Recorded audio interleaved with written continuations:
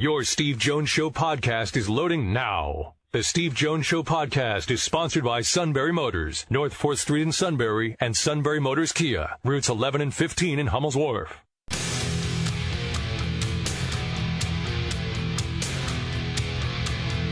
This is the Steve Jones Show on News Radio 1070 WKOK. Now, from the Sunbury Motors Studio, here's Steve Jones.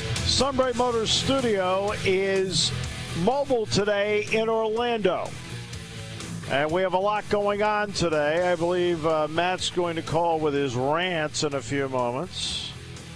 And we'll have Neil Coulong at 1:35. Zach Showers, I believe, is joining us to preview the next round for Selinsgrove against Juniata. And then the King in the final half hour. Tomorrow, Penn State will take on Texas A&M. And that will be at noon. Dick Girardi and I on beginning at 11:30 tomorrow morning on Thanksgiving Day. And then we are in the process of arranging transportation to Yonder Airport because I got to get out of here. I got to get to Detroit. That's why I laugh when I was at Jim Crisula. He says, I'm here in Detroit Metro. I'm like going, yo, dog, that's my airport. That's where I got to go tomorrow. So that's what we have coming up, and that's why I'm in Orlando. But we're going to talk about the Matt Canada firing today, preview Selinsgrove. And, yes, I am in the land that Denise Haddon would love. She loves Disney, and we are on Disney property. So,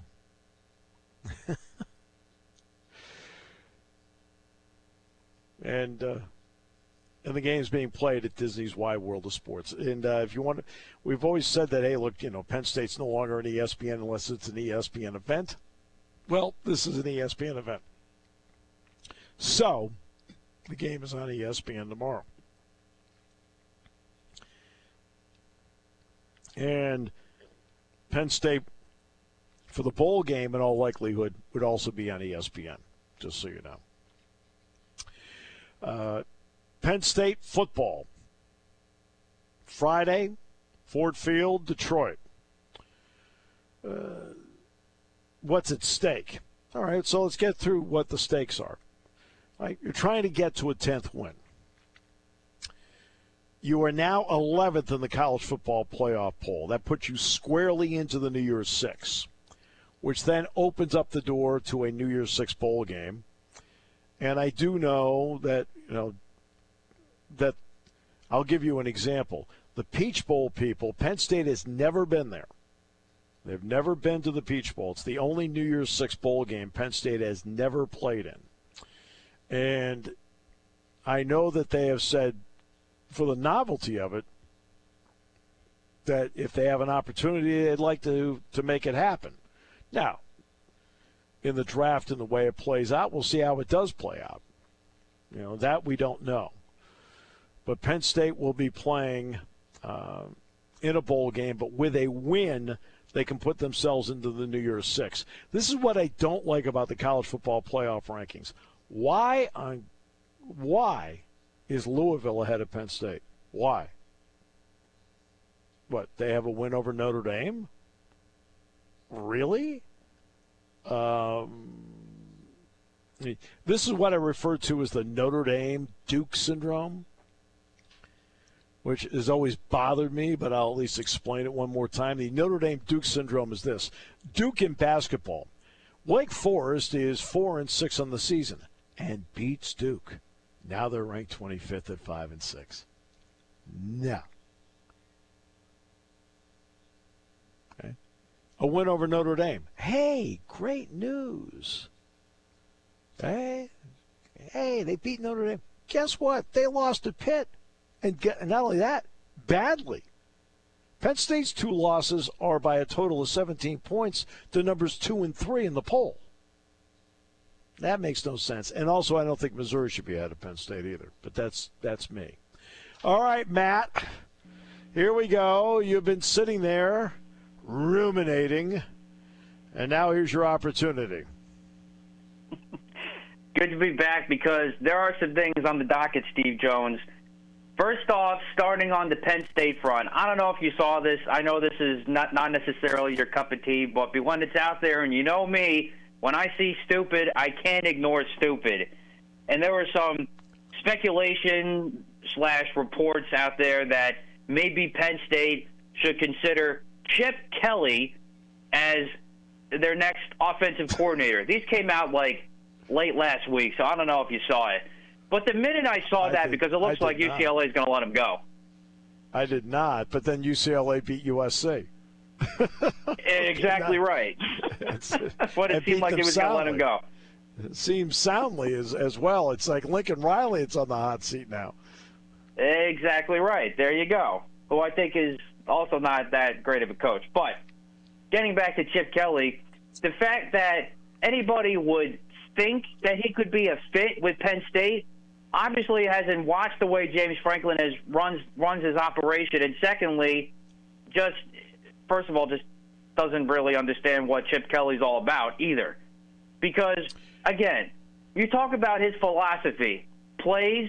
It's plays. It's about plays. It's not time possession, which is the dumbest philosophy in the history of sports, let alone football.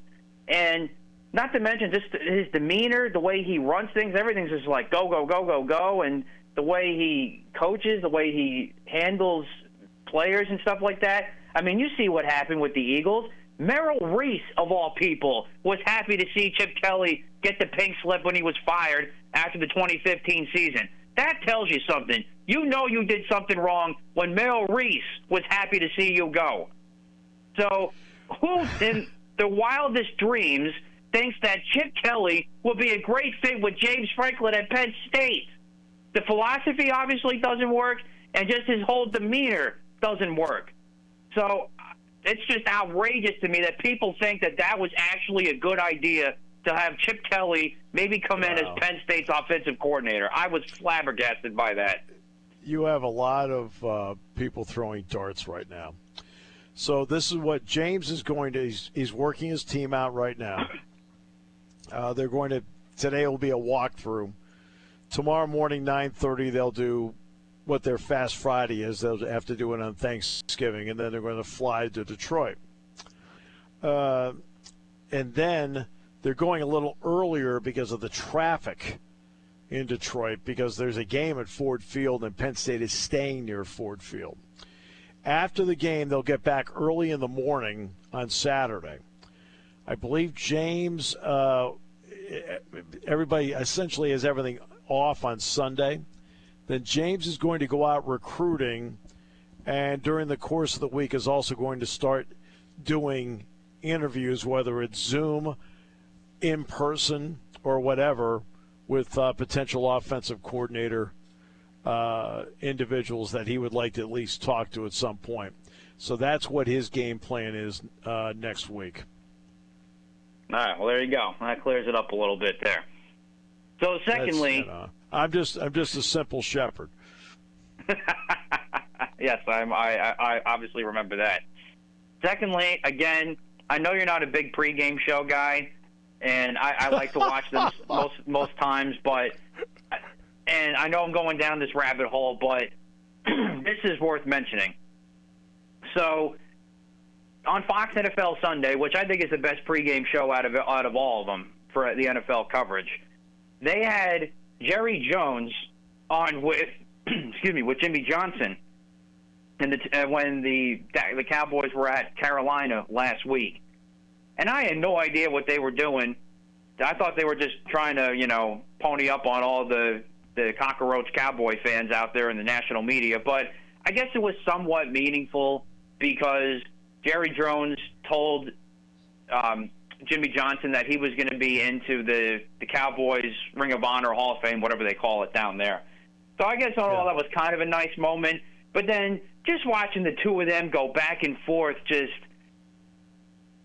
salivating over each other, and the two Super Bowls that they won, and the kumbaya, when everybody forgets how ugly that ended after all that, when Jerry Jones decided to get on his high horse and bring in somebody else because he thought he could do better because that's the person he kind of is. Just the whole thing was extremely nauseating. I'm still vomiting over it. Well, you have to remember they go back 60 years. My apologies. They go back 60 years because they were teammates at Arkansas. You're going to have ups and downs with people along the way, especially when one's the employer and one's the employee. Right? But time also heals all wounds. It really has the ability to do it, to dull the pain of what was a tough time. And Jimmy Johnson's done well. You know, Jerry Jones financially has done extremely well. And, you know, this is not one of those, like, I hired him and that's the only time I dealt with him in my lifetime. They go back to being teammates together at the University of Arkansas 60 years ago. So, you know, every relationship like that does have its ups and downs. And I think that should be taken into account here because obviously it's a great moment for Jimmy. It's a way for Jerry to honor his friend. And at the same time, maybe it mends old wounds.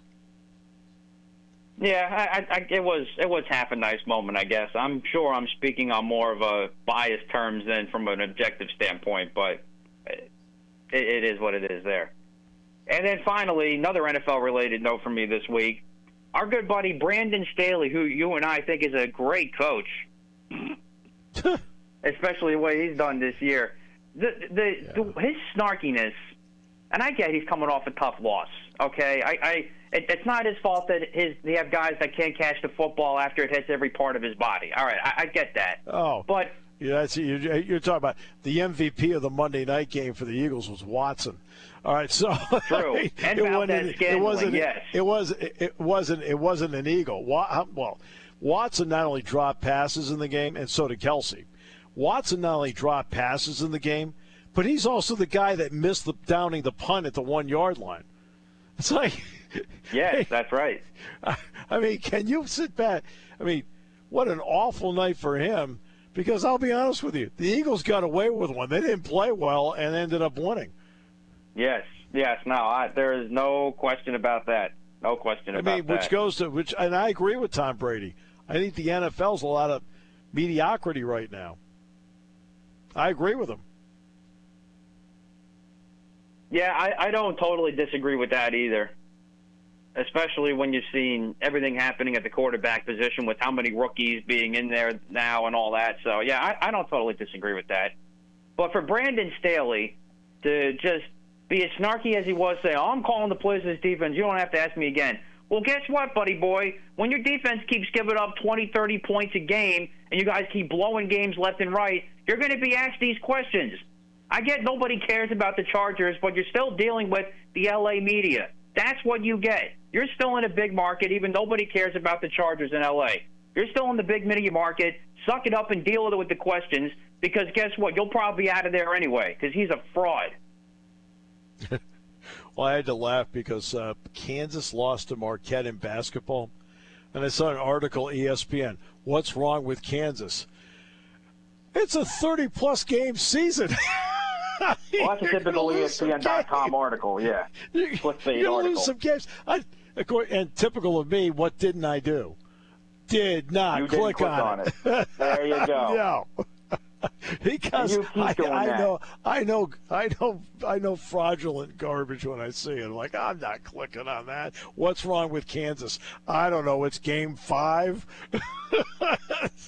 I'm surprised I didn't see one with Duke, because Bucknell hung with Duke through the first half. They're only down 15. I didn't see articles about what's wrong with Duke. I'm shocked.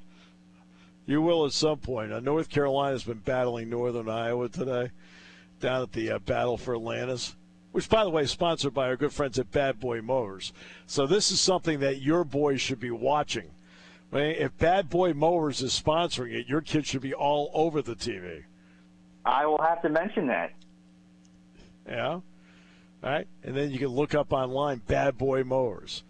Maybe we'll have to add that to our Christmas list. Perfect. That's just great. Because it's interesting because Puff Johnson was watching the game down in the lunch area because that's, he used to play at North Carolina. So there's still right. some of his guys down there. So there you go. Any other rants? Anything else that's just disgusting you? You just not at the moment, but we'll see what happens over the Thanksgiving holiday and into next week, and we'll pick it up from there. Yeah, because, I mean, I was mentioning the college football playoff. Louisville should not be in front of Penn State. I mean, what, they have a win over Notre Dame? Yeah, I Really? totally disagree with that. Yeah. Wow, that's tremendous. That's great. Well, they aren't the only ones that have a win over Notre Dame. Exactly. Come on. Yeah, a lot of people have beaten Pitt. Louisville didn't. So. Yeah, Notre Dame beat them, as you mentioned, 58-7. Yeah, but Pitt beat Louisville. Like, come on. Yeah, exactly. So that's one of many things wrong with that. That's a bad loss. Penn State's losses are by a total of 17 points at numbers 2 and 3. Absolutely. I mean, come on. But hey, look, Penn State just need, like right now they just win on Friday night. They're in a New Year's 6 game because they're, at 11, that's a lock-in spot. Absolutely, and it's still not a bad place to be. So. No, hey, you know what? That's exactly right. But the bad boy mowers battle for Atlantis. This is where your kids, who are obsessed with lawn mowing. Absolutely, we'll definitely have to get in on that. Is little Mark obsessed with it, or is it just Luke? I would say it's mostly Luke, but Mark kind of likes it just to kind of follow his older brother. But Luke definitely leads the way. But Mark would watch. Kind of sounds like the suit. All right, so want to participate? No, I like to watch. Okay, great. There it is. Give me a 9-iron. Give me a 9-iron.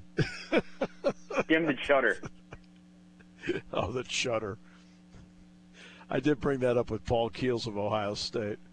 Yes, I do remember, yeah. He was flabbergasted by it, as I'm not surprised. He says, it's just kind of a chipper. I said, well, a friend of mine calls it the chutter. He goes, what? The what? I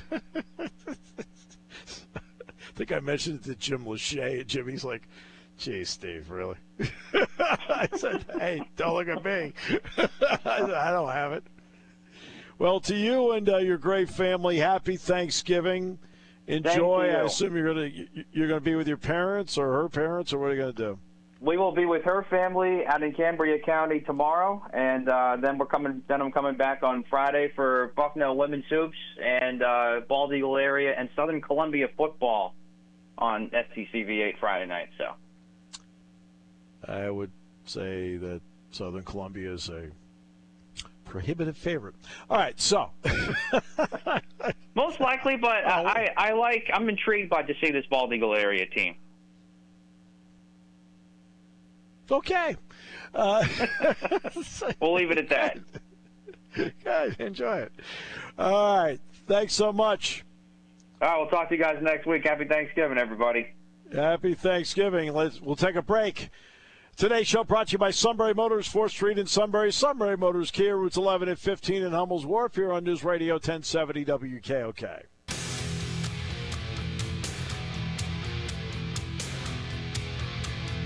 This is the Steve Jones Show on News Radio 1070 WKOK. Now, from the Sunbury Motors Studio, here's Steve Jones. Sunbury Motors Studio is mobile in Orlando today. Here at the beautiful Gaylord Palms Hotel. Penn State gets ready for Texas A&M tomorrow on Thanksgiving Day at noon. We're on beginning at 10:30 tomorrow. Or excuse me, we're on tomorrow beginning at 11:30 tomorrow. My apologies. And then after that, it's a flight to Detroit. It's the way things work. Hey, you know what? You sit there and this is somebody said, "Boy, that's a lot of travel." I said, I tell everybody all the time, same thing. I said, "Geez, don't worry about it. It's like I'm not out here digging a ditch. I'm announcing sports, candy store jobs." Neil Coulong adjusting his schedule to be with us. Caleb, do we have Neil yet? I am trying to get him right now. Okay, good. All right. Well, we'll get him in a moment and talk with him about the Steelers and Matt Canada. So, and it's the first time the Steelers have ever made an in-season coaching change. How about that? First time ever. Amazing. They had never done that to this point.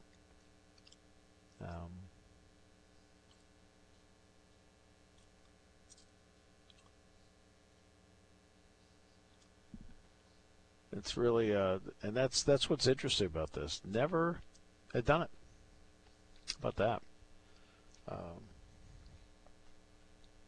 But they did this time.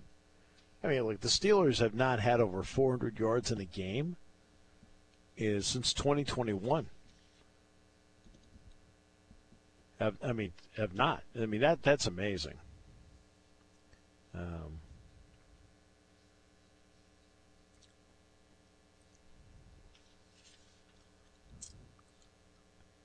And that's what I find interesting about this. I mean, like, you go through all this and you haven't gone, like, not once? 400 yards? None? That's almost stunning in some ways.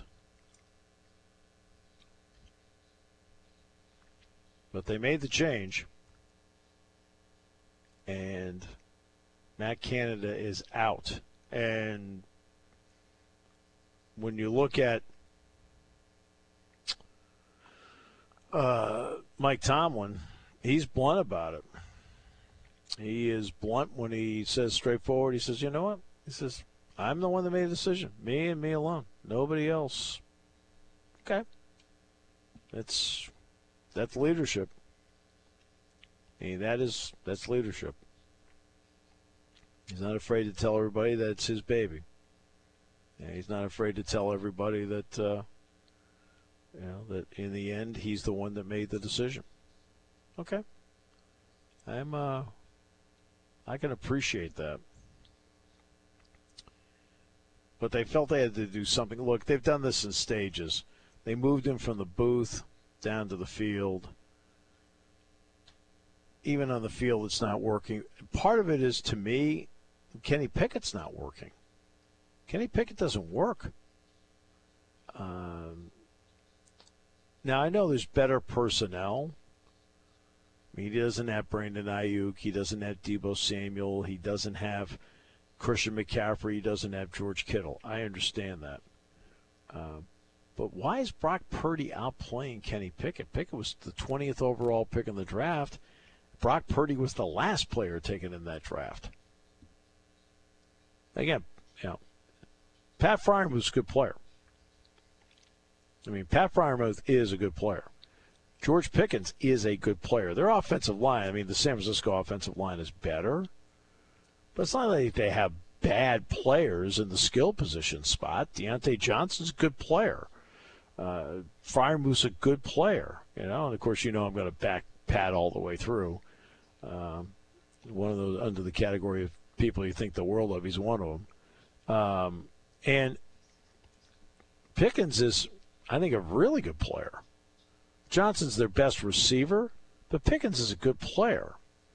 And that's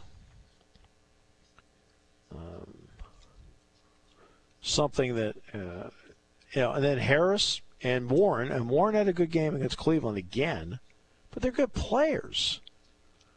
And for some reason, they just can't get anything generated offensively. I don't know if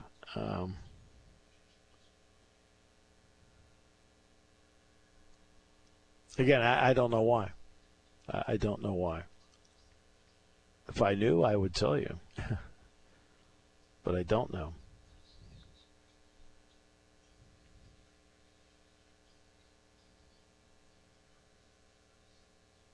And that's something I don't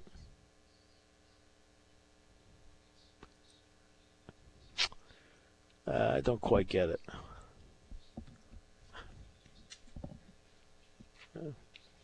Because they really struggle offensively.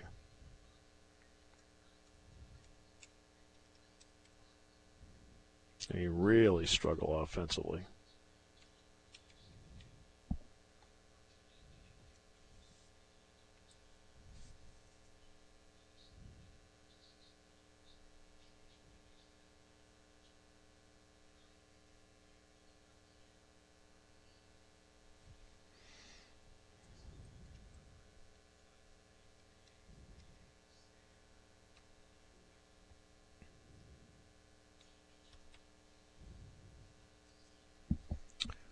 So, I don't know.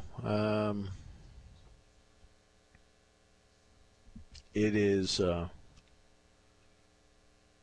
me, this is what's really baffling about them. And it is baffling. I mean, it is baffling about, like, the Steeler offense. Is it scheme? I don't know if it's scheme. I'm not going to sit there and pretend I'm smart enough to know, but they felt like they had to do something. And they ended up doing something.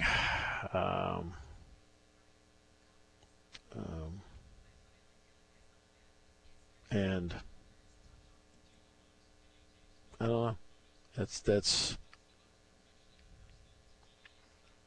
and this is the first time they've ever done it. I mean, you're talking about 60 years. They've never done this before. 60 years. This is, had not made a move in season like this. But you know what? It's 2023, and this is what this is the way things are.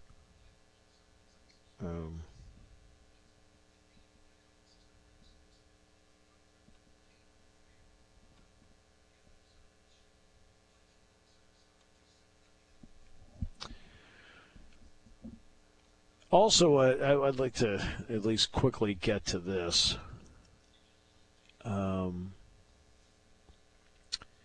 And it is, this is the 60th anniversary today of President Kennedy being killed. And I was 5, almost 6. I mean, I was, 6 weeks away from my 6th birthday. I went to kindergarten that morning. Yeah, we had morning kindergarten. I had Sister Mary Lauda. So it was a Friday morning, and I'm done. All right? So I get home. And when I get home, we're playing in the yard in the afternoon. It's a Friday. The week after is going to be Thanksgiving. Okay. This will be great. Looking forward to it. And we had a neighbor, Mrs. Lane. Her name was Marge Lane. But Mrs. Lane comes running over and says, "Oh, my God, did you hear the president was shot?" Whew, okay. I mean, I'm a little kid, but I remember, like, my mom, like, whoa. And then we heard very quickly that he had died. And I remember on Sunday, everybody was sitting there watching everything with the president. I remember, I'll never forget the casket being in the Capitol Rotunda. I'll never forget my mom explaining the riderless horse.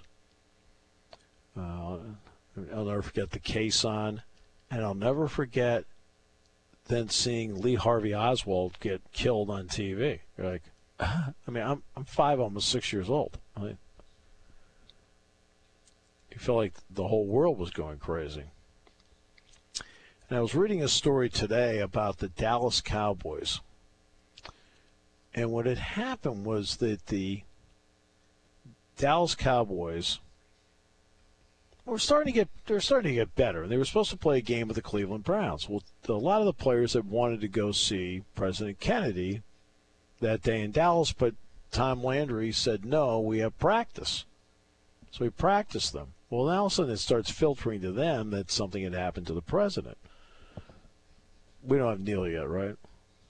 No, we don't. But Dick from Okay. Milton called, and Okay. Well, let's hear from Dick then. Hi, Dick. How are you?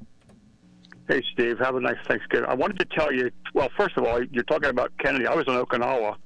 Yeah. I was a 19-year-old soldier at Tory Station, Okinawa. I woke up at 5 o'clock, turned on my little transistor radio, woke our 40 guys up in our detachment, and after that it all happened, one thing after another.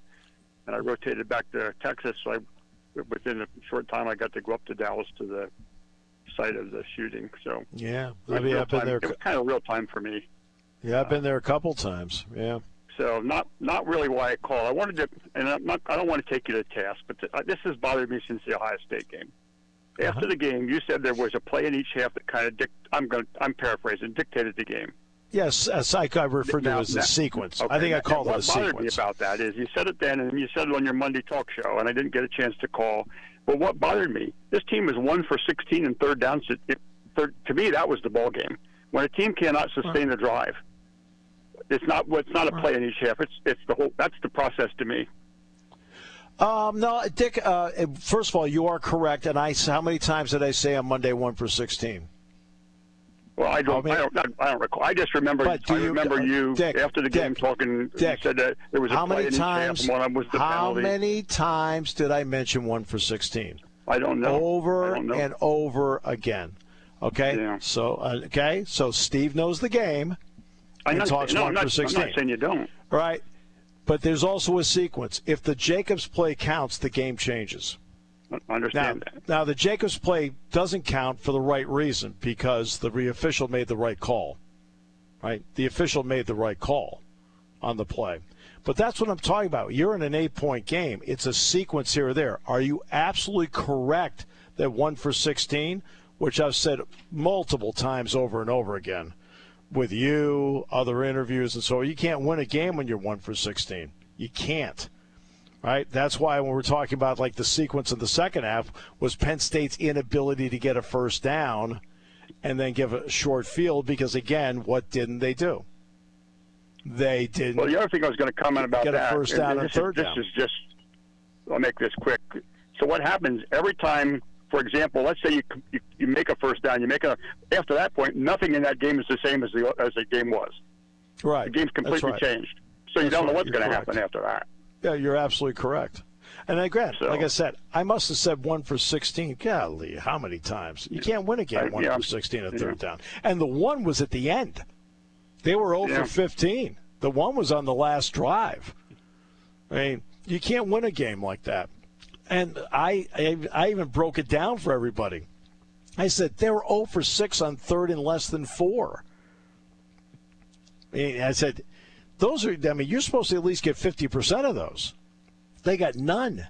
And I think I said if they go even 5 for 16, which is 32%, I said they might win the game. I think that's an exact quote, the exact quote I had on Monday's show. I mean, I possibly didn't listen to the whole show. I just, as I say, I've been carrying this around with me ever since after that interview after the game, and I just thought I'd call you. I'm not going to bug you about it. It's just. No. It's like you're actually making a point I made over and over again, which was about the 1 for 60, because that's the game. Yeah, to me, it is the game. I mean, that's the game. Now, the sequences, the Jacobs play is a gigantic sequence. Now you're making a quarterback that I think is good, not great, and forcing him to play from behind. All right? And they didn't get him out of his comfort zone to force him to play from behind because and by the way, the play was properly called. The official made the right call on the holding in the secondary. So it's nothing wrong with the call. Nothing wrong with the call. 0 with the call. But that's what I mean by sequences. And you're right. 1 for 16 is a thing that goes through the whole game. And the only third down they made was on that last drive where they got a touchdown pass to Saunders. They've been 0 for 15 before that. Yeah, I don't care what football team's on the field. I don't care if it's a high school team, a midget team, or any team, or a professional team. When you're 1 for 16 you're just not playing a good offense that day. Yeah, I mean, you will lose the game when you were. Again, I even broke it down for everybody on Monday. I had the exact numbers. They were 0 for 6 on third down and less than 4, and third and 5 or better, they were 1 for 10. I mean, so I said when you can't get 50% on third down and less than 4, you're already in a bad spot. I mean, that's what makes it even worse. You're already in a bad spot when you can't get third down and less than 4 50% of the time. And they were over. Over. Well, let's hope they play well this weekend and beat Michigan State, and then they go down and hopefully everything I've seen maybe Alabama. Then, which would that'd be a nice game. Yeah, we'll see. I don't know what they want to do with this thing. I've seen 3 different opponents if they were to win. I've seen Oklahoma, I've seen Missouri, and I've seen Alabama. So it's all going to depend on how they want to draft it out. They then go from there.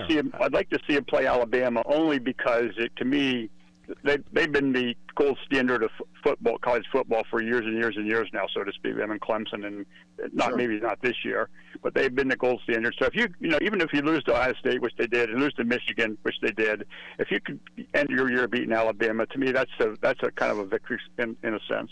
So yeah, season victory. Do you know what the key is to beating Alabama? Let's outscore them. Not go 1 for 16 on third down. I hear you there. So anyhow, Steve. It was nice seeing you up at Bowman Field this year, and you have a nice Thanksgiving. Hey, thanks. Happy Thanksgiving, Dick, to you and yours. Be good. Yeah, you too. Yeah, I don't know how many times I mentioned it on Monday, but it was a lot. I mean, Dick's right. It is the game. But when I'm talking about like sequences, I was talking about the Jacobs sequence. I was talking about then not getting the first down and giving the short field, that sequence, which then led to a touchdown. And that's what I'm talking about, sequences, when you're looking at the game like that. But the reason you're in those sequences, the second one, is because you didn't get a third down again. It's a killer. Yeah, and yeah. And I got, you got to remember, I got 2 hours on here, so I can't just talk about 1 for 16 the entire time. I talk a little more than that. I got to take care of some stuff along the way. Sorry we couldn't get Neil. Maybe we can get him in the next half hour. I know we get Zach too.